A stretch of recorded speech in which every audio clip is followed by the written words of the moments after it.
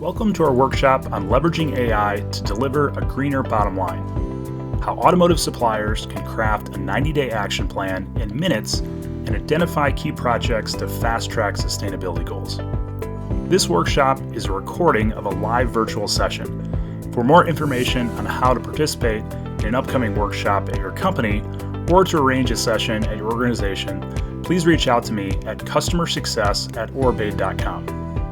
Hello, my name is William Crane. I'm the founder and CEO of OrbAid, where our mission is to empower corporate climate heroes with project recommendations and management tools that deliver greener bottom lines.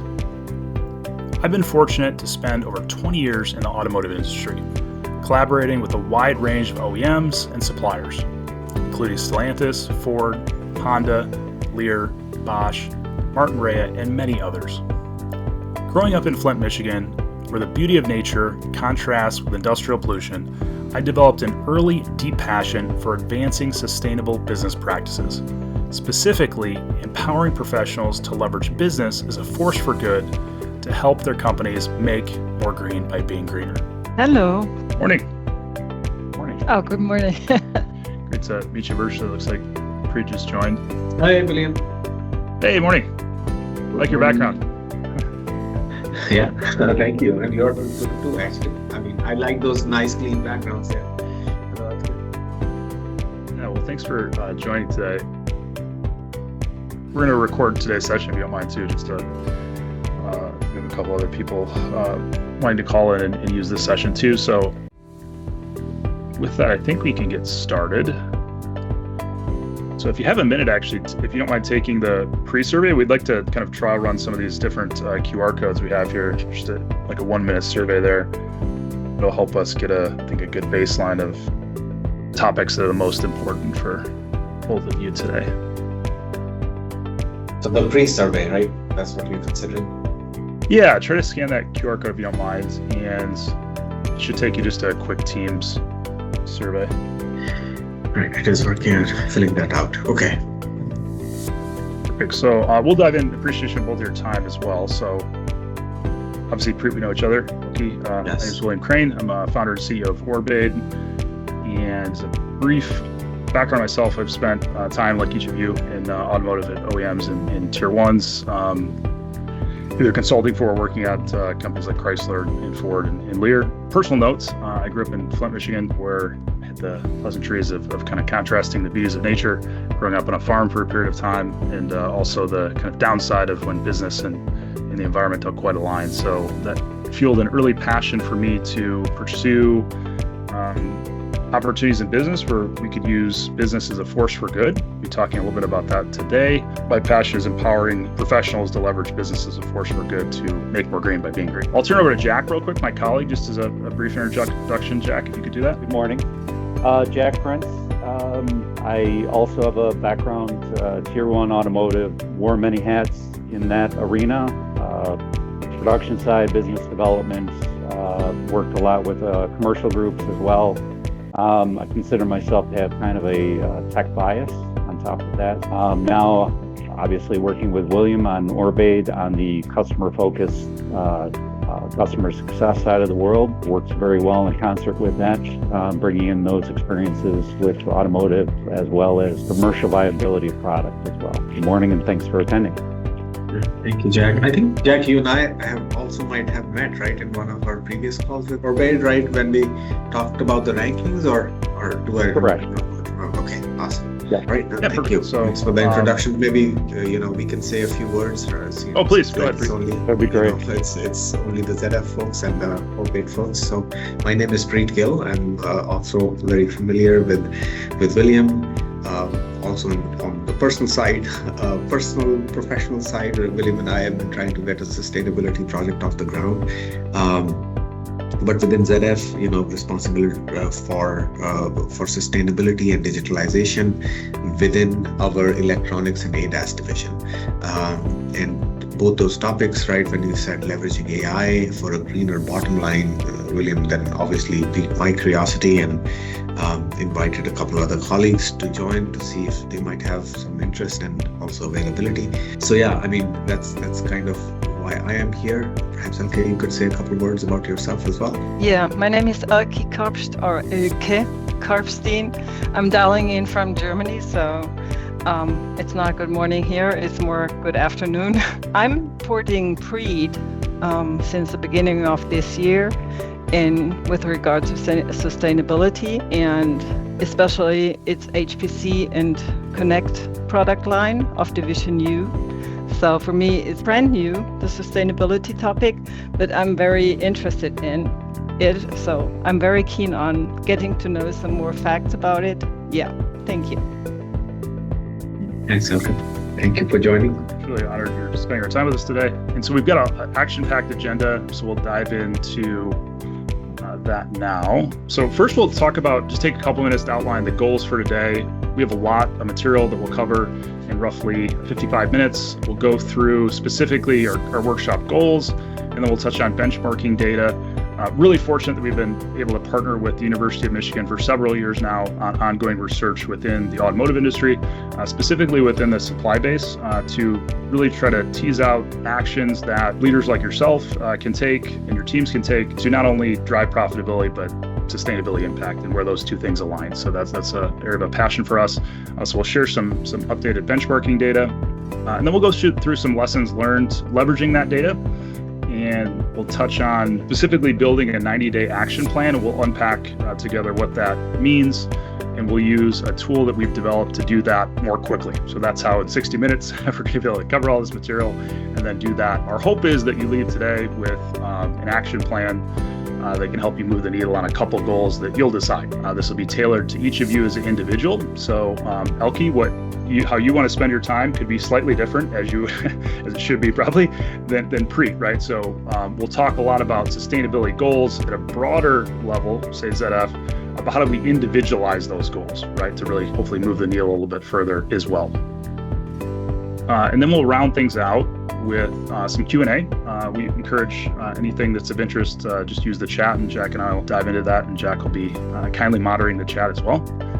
And then we'll round things out with some supporting resources to hopefully leverage some of the data we share today in the tool, but leverage it post-workshop would be the idea. Talking about a little bit further our workshop goals, specifically the why side of things. So there's a professor, his name is Edgar Dale from Ohio State University, developed this thing called a learning pyramid in 1946, which emphasizes basically the more engaged you are, individual is in the learning process, the more you retain. Kind of makes intuitive sense. When he's able to quantify this, which was kind of interesting, and it can inform behaviors of how we participate in the learning process, right? So a lecture style webinar, which all of us have attended, someone's talking at you the entire time, could be very helpful, but the unfortunate thing is we only retain about 20% of the information. So think college classes, high school, etc.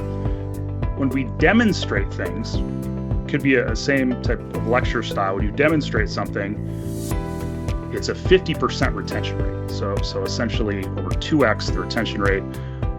We're going to give everyone a chance to leverage a tool, so getting hands-on experience. And when you do that, your retention rate goes up to 90%. So that's one of the core reasons we're doing it as part of this workshop.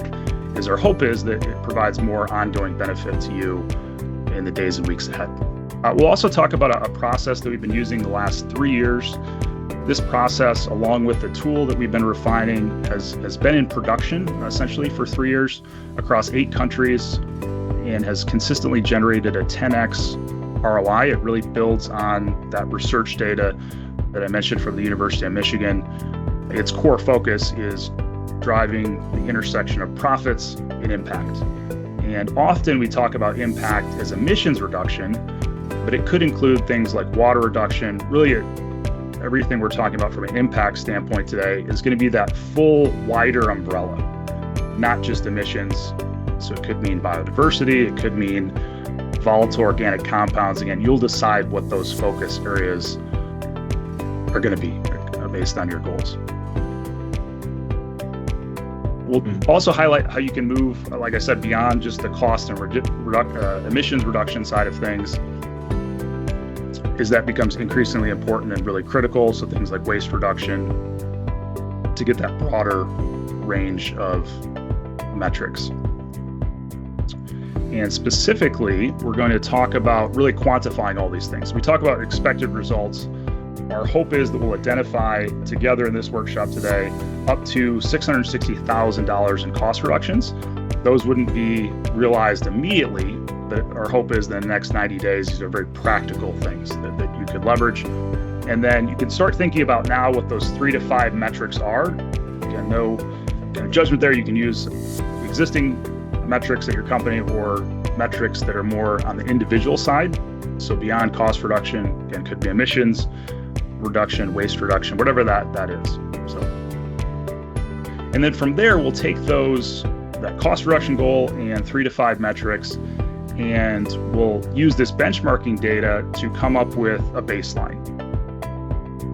Companies come as a kind of wide range of experience sets, so you might have a baseline existing if you're ZF, for example, but suppliers of ZF and others might be earlier on in that journey, right? So they might not have baseline for things like water or biodiversity.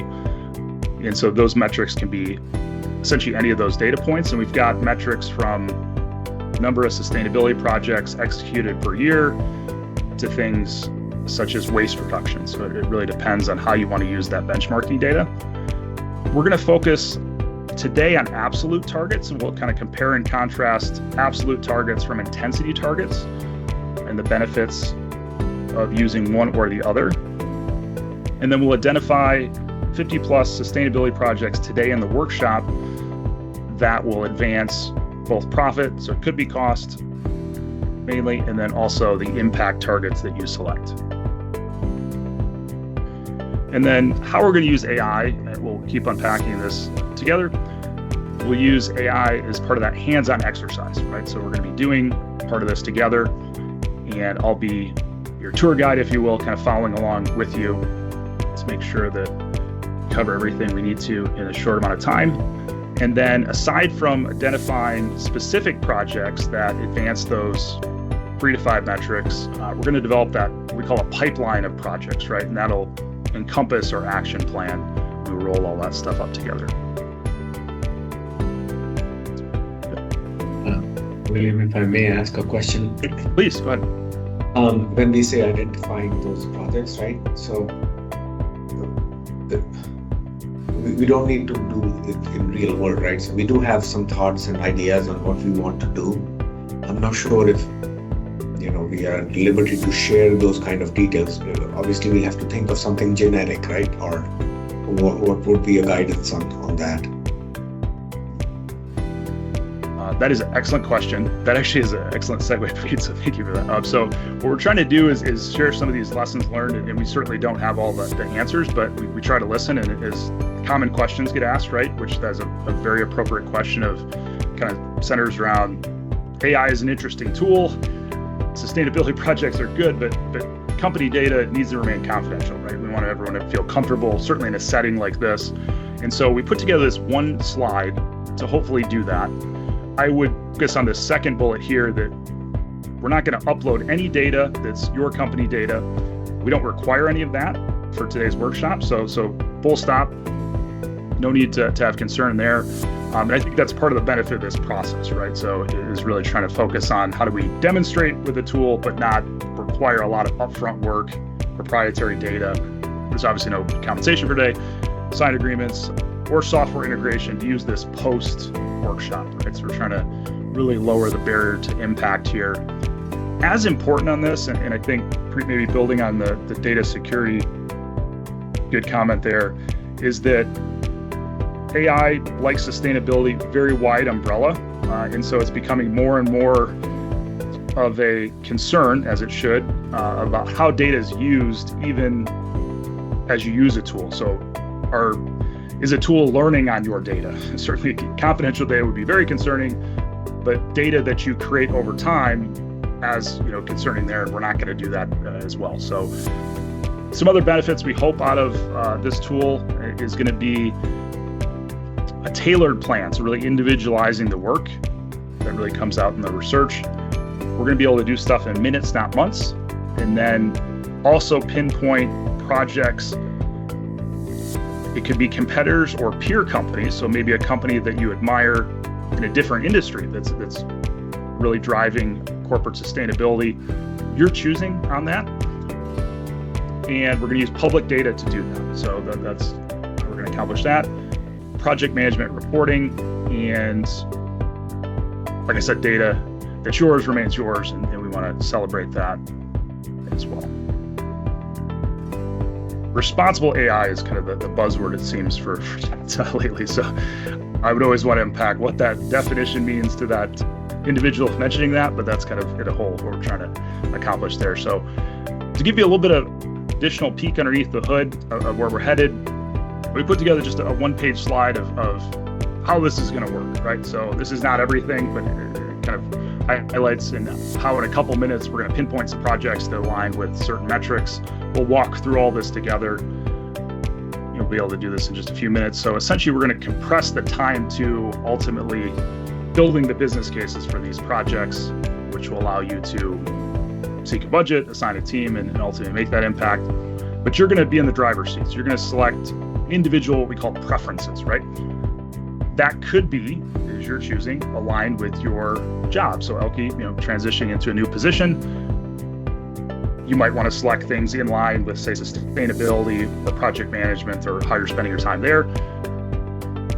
How an accountant at a company can make impact versus, say, someone in manufacturing is different. They have a different sphere of influence. They have different budgets. They have different teams. So we want to celebrate that and align things that are more practical and doable. Next, we're going to select goals. So these are these 3 to 5 metrics that matter most to you as an individual. They are probably correlated and aligned with the company metrics. And so you'll be able to select those. So we're not going to require anyone to enter, again, confidential data in there. And ultimately, your industry sector, diversified conglomerates like ZF supply a number of components and systems to the automotive industry, right? So that's where, again, individualizing this work can be very helpful. So if you work at a transmission plant versus, say, corporate, you can adjust that and still work at the same company, driving the same goals, right? After that, we describe this kind of like Netflix. So we're going to use a series of kind of traditional, at this point, automation within software to take a lot of this big data from an existing database that we've built with some of this University of Michigan research, right? So we describe it like Netflix. So as you kind of decide what you want to watch, if that's a rom-com or an action film, those are those goals and kind of preferences. We're going to go out in that database and select a handful of those projects that ideally match the things that you said you want to do, right? And we're not going to be perfect in that. So we actually track that. We're around 80% accurate there. And then as you interact with the tool, so all you have to do is say, yes, I potentially like this, or no, I dislike this. As you, we call this accepting something. So as you accept the project idea, it gets rolled into a project management suite that you can then potentially, because it's not always the case, assign a team member, assign a budget to, and advance that goal. If you reject something, that's oddly positive as well.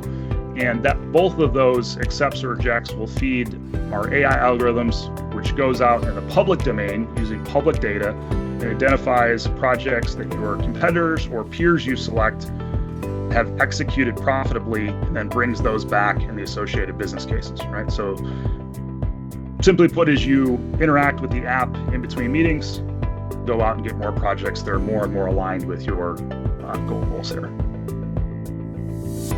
Wonderful. So we'll go on to, so as part of today's workshop, you'll get a free 30-day trial of the pilot. So all the data that you identified today is yours. We essentially copy it out of our database and give it to you. So it's your record to morph and make your own. So when we provide things like estimated costs for a project, and we'll show you this in a second, you could determine our plant's a little bit bigger than this benchmark data, and so therefore we can reduce cost a little bit further. So you can adjust that number, and that's your record that only you and your team see, right? So you can actually schedule, if you like, pilot kickoff with that QR code on the right. And if you schedule the QR code on the left here, you can download the app for free from the Apple App Store. So that's both options there.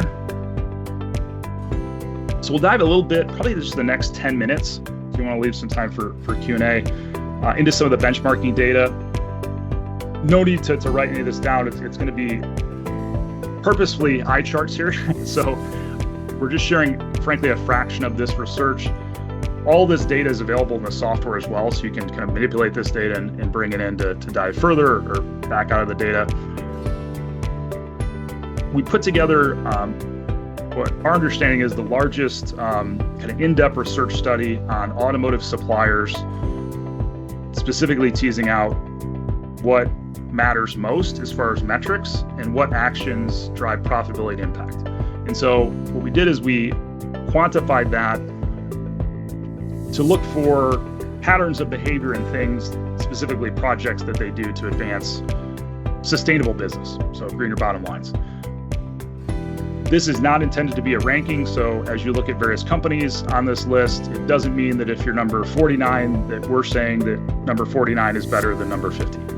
What we can say with confidence is that number 49 and 50, all else equal, are doing things from a strategy, from a business standpoint, that clearly set them apart from other suppliers within the supply base. And I think the most glaring data point here is if we look at the top 25 to 50 suppliers that the team at the University of Michigan and OrbAid have identified as sustainable business leaders, so those folks driving profits and impact, they have a pretty respectable operating profit margin of 7.73%. And they tend to be less carbon intense, all else equal, than peers that do not show up in this top ranking here, right?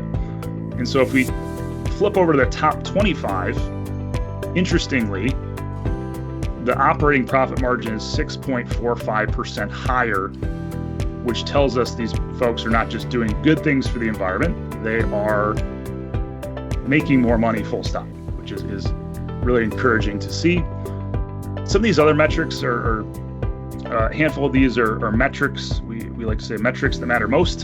So things like amount of cost savings per project. Interesting is a benchmark data point, right? Number of projects completed per year, all else equal, assuming those are profitable, etc. That's an interesting metric we think to monitor, as well as carbon intensity. We've started to dive. William, as you can imagine, right?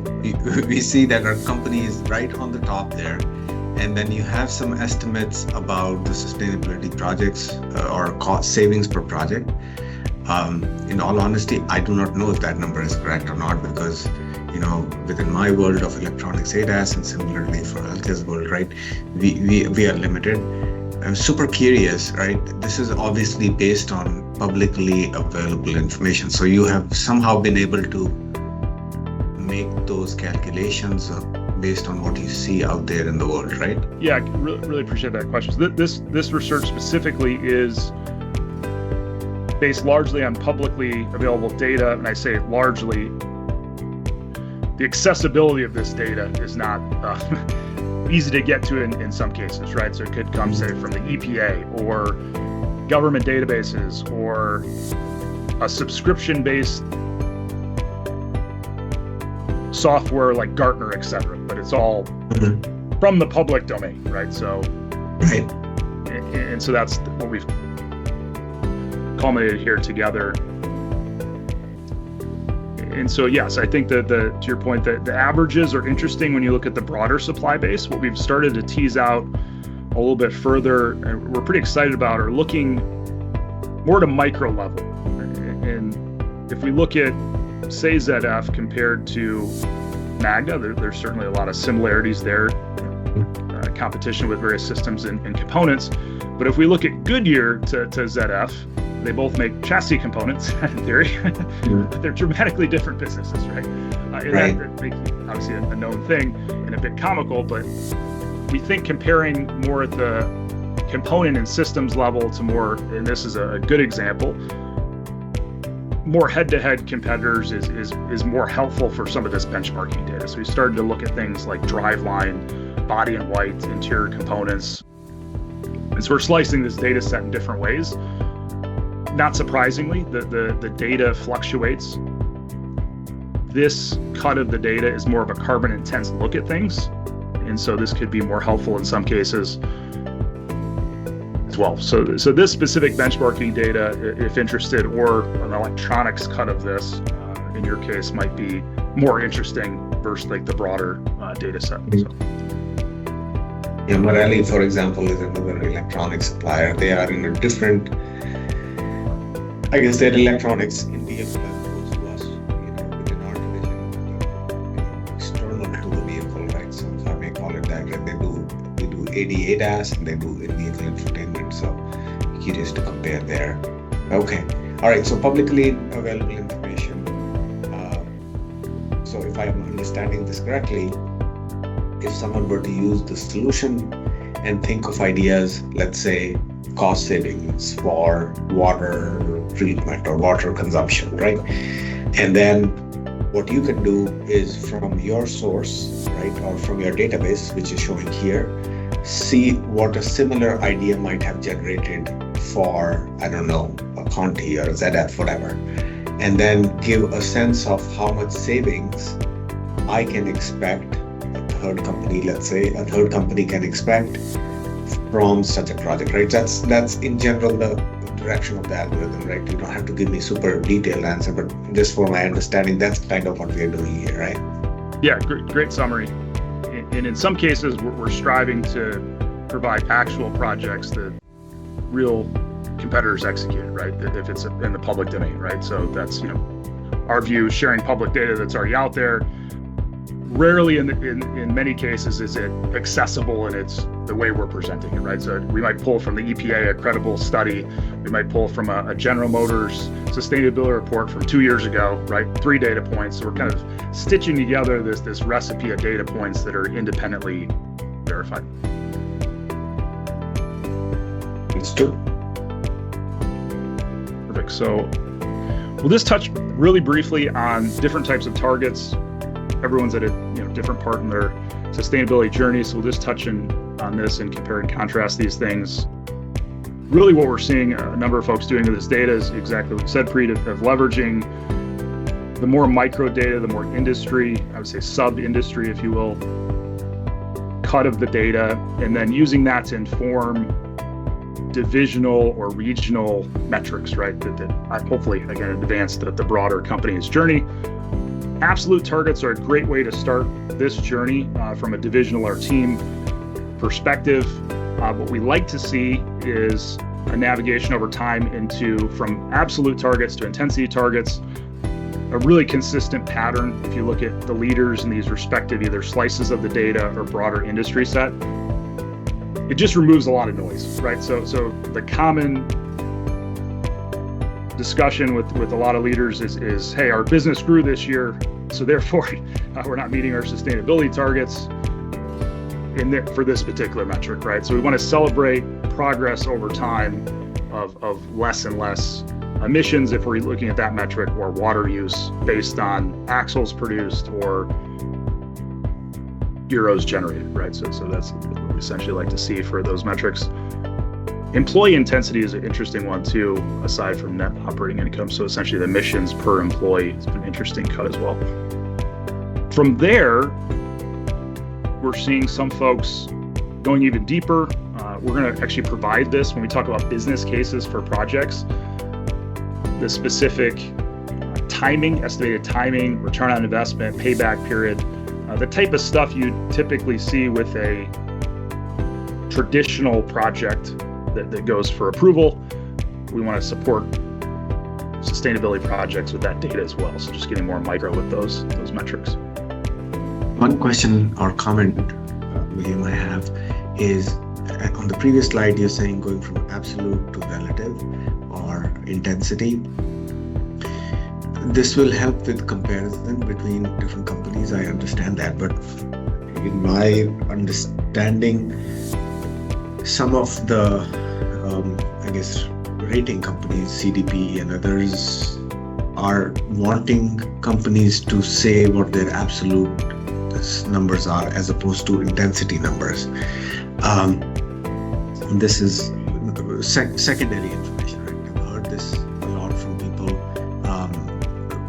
within, I guess, our industry that they want companies to not report, for example, scope 3 emissions in terms of intensity, because that dilutes the absolute number, right? So if I'm selling something more expensive, obviously then this lowers that intensity, if I'm doing it over my revenue.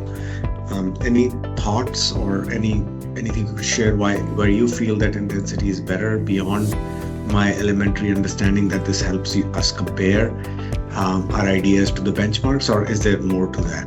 Yeah, that's such an astute common question there. I think if I were just to offer up kind of my quick professional thoughts on that, if a rating company, EcoVadis, et cetera, they serve a purpose within the broader ecosystem, right?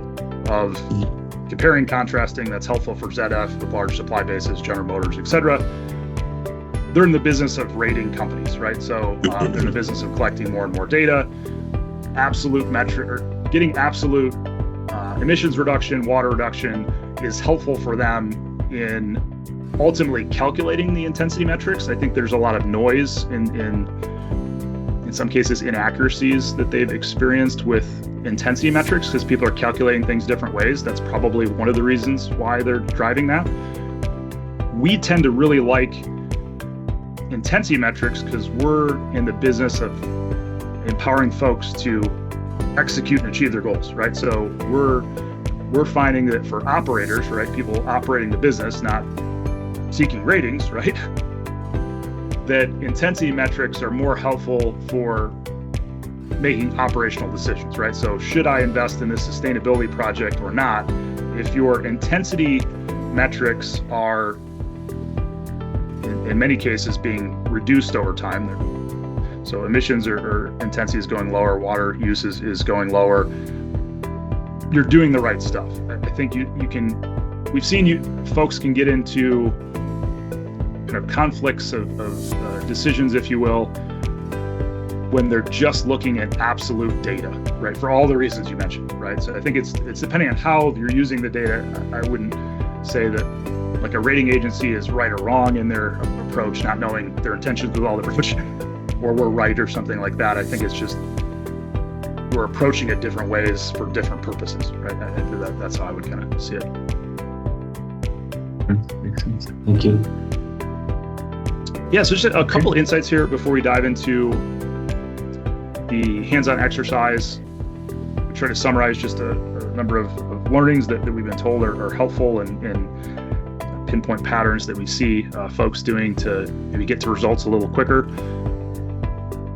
We really like individualizing goals, work. There's just so much psychology research, so much business at this point research that says the more relatable you make sustainability work for that matter, no matter what it is, the more folks feel empowered to do said work, the more they're inspired, the more profitable a business, full stop. So sustainability is no different in that. I mean, if we look at a lot of corporate sustainability surveys out there, historically, most large multinationals do not score well from their own employees in how relatable corporate sustainability goals are. So as leaders, I think reflecting on that is helpful. In fairness, they tend to be a little abstract, like reducing scope 3 emissions 32% by 2030. What does that mean, right? So how do we make that relatable to the work we're doing, right? Visualizing progress is a great way to do this. We'll show how to do this in a little bit here. Empowering insights, so things like trends over time. Intensity metrics could be part of that. So how does your intensity trend this year versus 3 years ago? Interesting to look at that. Referencing data, super, super important. I would say even more important in the EU. So thinking about not just doing great work, making impact, but how do you document that? Certainly for compliance reasons, but I would say more important than that for sharing best practices. How do we replicate that project that reduced cost and emissions in Michigan that happened in Stuttgart, right? How do we share those best practices at scale? So that would be Super helpful. Requiring returns, sustainability projects shouldn't be any different than any business project, right? I think we should kind of celebrate that. If it's truly sustainable, it should be profitable as well. Harnessing data, rewarding outcomes. So how do you reward people on the journey with the idea that some projects might take a long time to see results, right? So how do we look at kind of the micro work that's taking place on that journey and reward that? Mentioned documenting work, spotting trends, and sharing learnings as well. So we just got 2 slides here on lessons learned. We'll just touch on this. We've really touched on the why that goes into this, right? So this tier 1 supplier, Aludyne, supplies almost nearly everyone that makes casting components or systems made of casting components. This slide here, I think, is a good representation of someone that is passionate about making impact at the company, helping their colleagues make impact, but also has individual goals, right? They have a performance review, they have things that they want to accomplish professionally. And so kind of intersecting those 2 things to make impact at the individual level and really celebrating that based on real projects, quantifying those impact, whether that's waste, energy reduction, ultimately leads to some impressive results, right? So these are kind of a handful of projects that were identified, executed, and then the results of this individual leading said projects. And then when we roll that up at the company level, that's where we see kind of the magic happens of sharing best practices across regions. Teaming together on larger projects can be obviously very helpful as well, and you get a wider impact, right? So how do we identify these projects more quickly, share best practices almost real time, and then get to or allow ourselves more time to do the real work or making that impact. So now we'll go on to the hands-on portion of our workshop. So if you want to scan this code here, or just go to this website here, so you can scan it here or go to this website. This is different than the mobile app if you've downloaded it. So this I would describe as an on-ramp. So this is a unique on-ramp that we set up for today's meeting that will allow us to just very efficiently answer a few questions and then get those tailored projects there. So I'm going to also log in and then share my screen. I'm going to give it a try and see what happens. And then just a standard username, password, and I guess go from there. Yeah, perfect. So I will follow along with you. So I'm just going to create an yeah. account here as well. So yeah, it could be any email address. And I would suggest your mobile phone because there's a 2-way authentication there. So you should be able to see my screen here. I'm just going to create an account alongside each of you. So yeah, put your mobile phone here and it's going to send you an authentication code that only you will receive. So when I click create an account here, it's going to go to my mobile phone and just enter that code into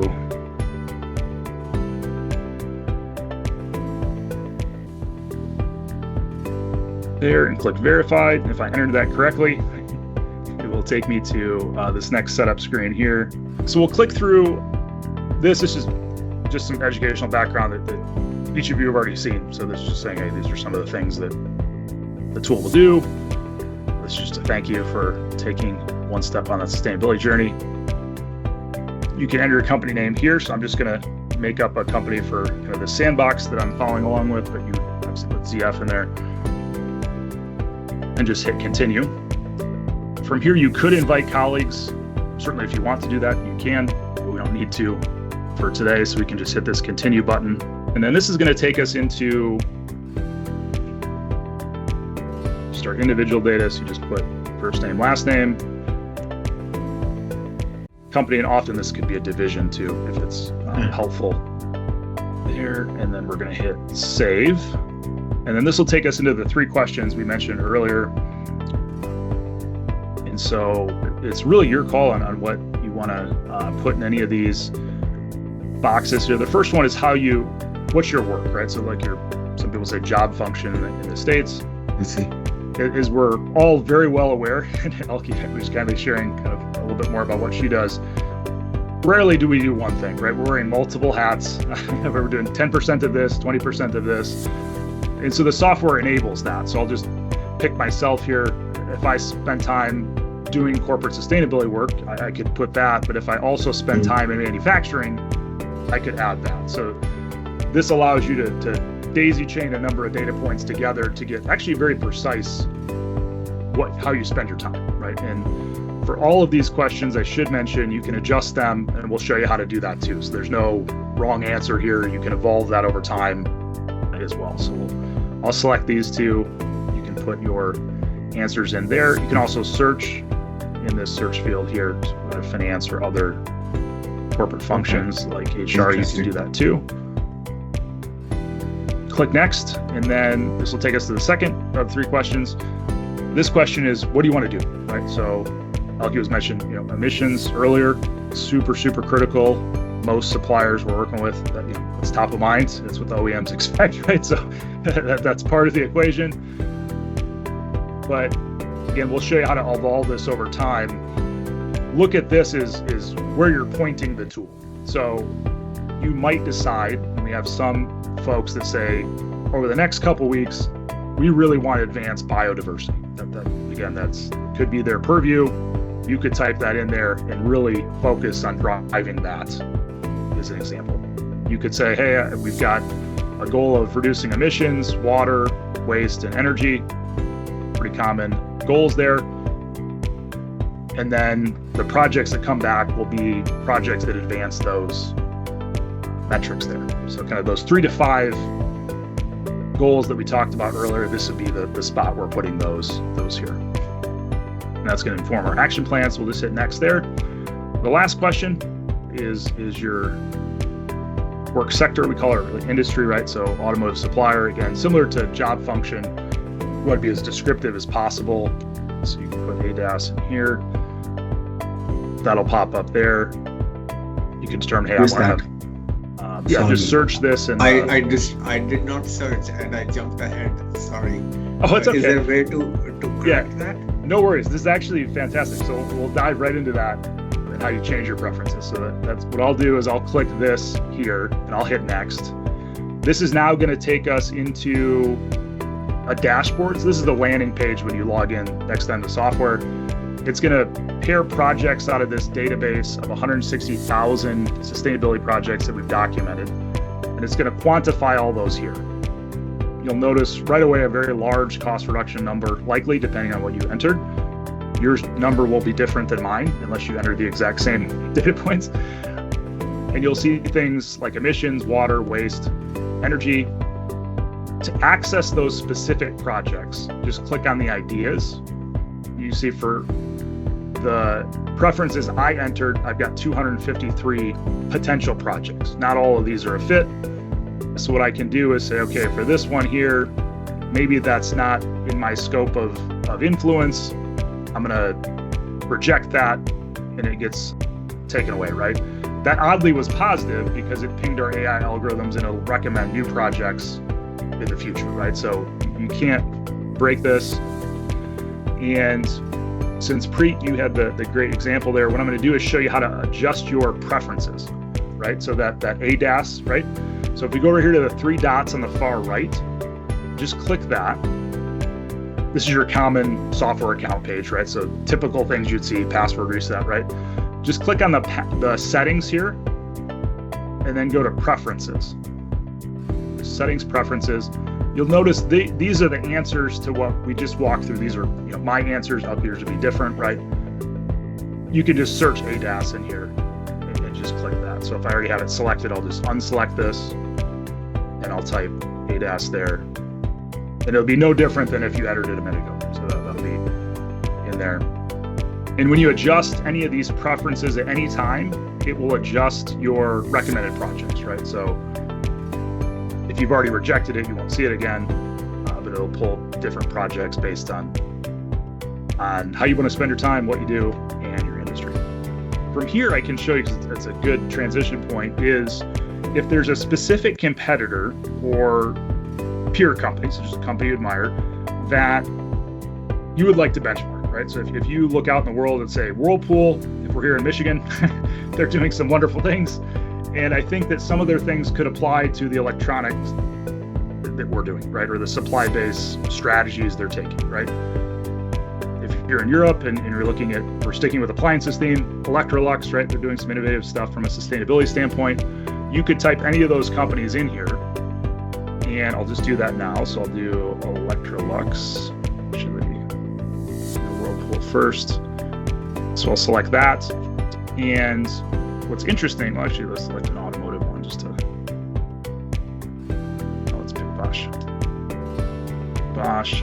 And you can select multiple companies or just pick a company. And when I go back to my ideas here, I'll just randomly reject some of these projects. And I'll try to accept some here too, just so we have some of those.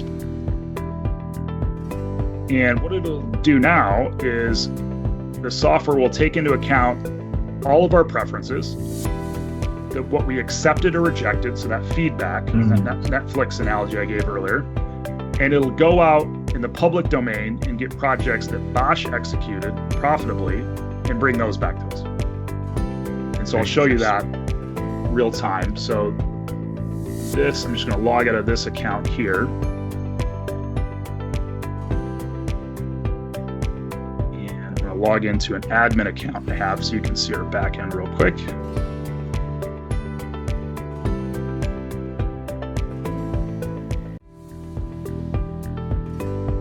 And what I'm going to show you this for a couple different reasons. And so I'm going to go to this additional feature that you don't have. So I'm going into our admin account for all the software. And this is essentially our database of all these projects, right? So when we're matching projects to you, this is where they come from.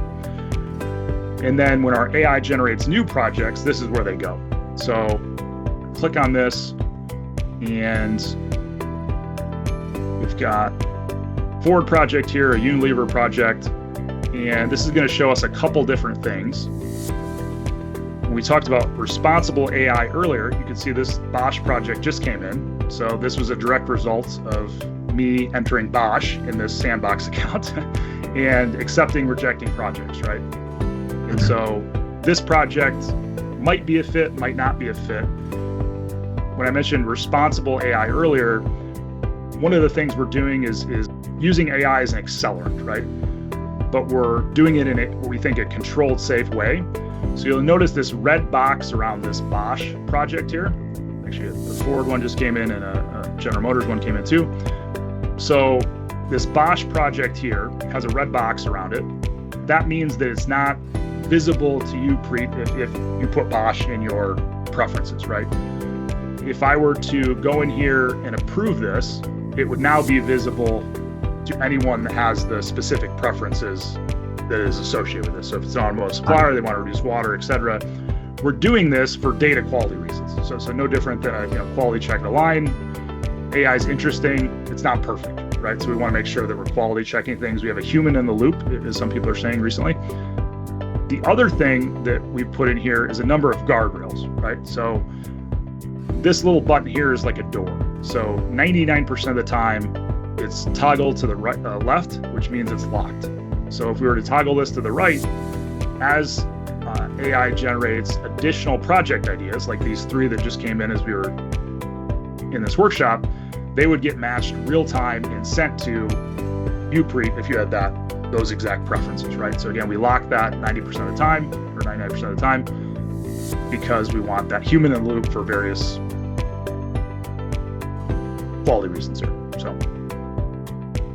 And then one other question, William. I know we are going to get at time, and I have something coming up at the top of the hour. First of all, reaction. You had explained this to me a few months ago, and I could not wrap my mind around. I think at that time what we had said was project management. And what I feel now, based on what I've seen, is this is like an innovation engine, right? It provides you ideas to think about while quantifying the benefits. I think to me, that is a very solid value proposition. I appreciate that. Thank you. Yeah, no, this is great. The other thing I wanted to ask you is, right now we said automotive supplier as a selection. So this is information I'm getting from my peers, which is a great source of, I guess, inspiration, right? If I wanted new ideas. What about other players in the value chain? So my customers, my suppliers, can I pull those in and then see what they might be doing? Or, there could be ideas there we could look at. Absolutely. On the different parts of the value chain or peers, right? Just companies that are doing innovative stuff, right? Not all great ideas are going to come from automotive industry, right? We want to borrow shamelessly and implement things that are driving profits and impact, right? And you can do that anytime. So you can adjust those preferences. If, for example, we don't have a company in there, you can just message us and we can add that.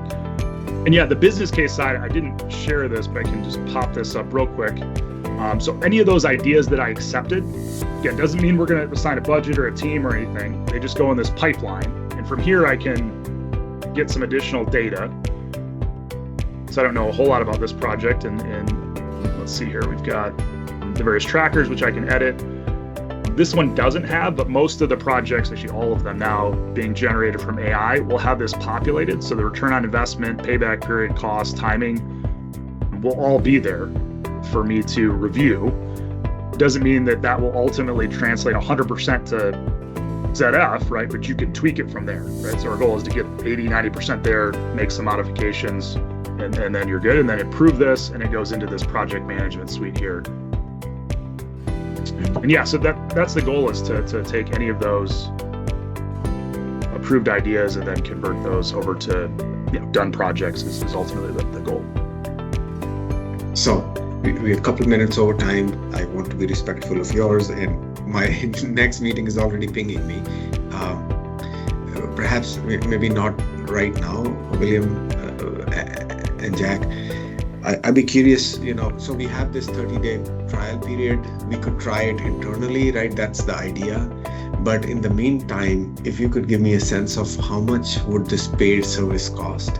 So if we do see some benefit to it, there might be a way confident that I'll find budget. But if you could give me some sense of what that price tag could look like, then I could ask my corporate colleagues, and we could go from there. So one question, we have 30 days to try it out. A request is to send out some sort of a pricing indication so that I can ask the right people the right question. Yeah, absolutely. Frankly, we appreciate that. And something else, I know you got to run. I will send you this as well. We'll send you the pricing of this, but we also have this thing we call the Corporate Climate Heroes program. So that's going to be that 30-day trial. So if you want to, totally optional, you could sign up for the pilot, where our team will meet with you, if you want, once a week periodically, just to make sure that you're getting those metrics advanced, right? So that can be good for the business case for you, right? So to say, okay, we've demonstrated this already, I want to do more of this at scale. So you're not saying this might work, you're saying I did this in 30 days, I want to scale this, right? And so that can help. The second thing is this pay it forward program, and just based on some of our discussions on the supply base, it doesn't have to be the supply base, but basically if you refer us and a company leverages this tool, right, you can get it for free. So it just has to be like contract value. That could be a supplier, or frankly, a friend at another company, right? So we're very flexible on that. Understood. But we'll send you the pricing That's as well. interesting. This is something. Okay, very good. Very good. Thank you for the introduction. I think I've learned something new here. So we'll be in touch one way or the other, William. You know that, right? So I'll keep you posted. Thank you for taking the time. Great meeting you, Alki, too. I really appreciate the engaging discussion, and have a good evening as well, Alki. So thanks, Bree. Good meeting. Talk soon. Thank you so much. Bye. Bye, guys. Bye-bye. Thank you. Bye-bye.